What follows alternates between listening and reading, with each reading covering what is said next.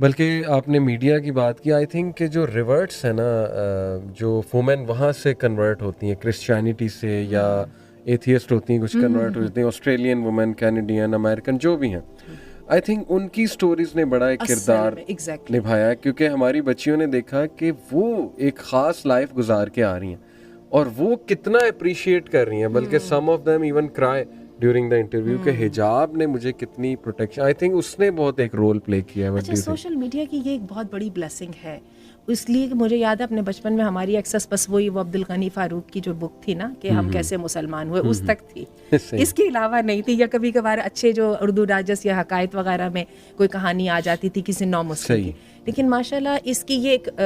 उसका जो है पॉजिटिव एस्पेक्ट है, इसके साथ हमारी हर वक्त क्लिप्स, हर वक्त ऐसे लोगों के साथ, हत्ता कि हम उनके साथ कन्वर्सेशन भी कर सकते हैं, कम्युनिकेट भी कर सकते हैं, और many a time their stories and their experiments are very very relatable. तो और फिर जब खास तौर पे हम उनको देखते हैं कि इतने सक्सेसफुल लोग और ऐसे वो कर रहे हैं, तो वाकई अल्हम्दुलिल्लाह।